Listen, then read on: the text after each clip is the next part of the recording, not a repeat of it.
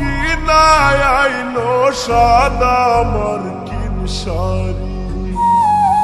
আমি যেদিন যাইব রে মুর্শিদ আমার নিজের বাড়ি, আমার জন্য কি নাই আইলো সাদা মার্কিন শাড়ি।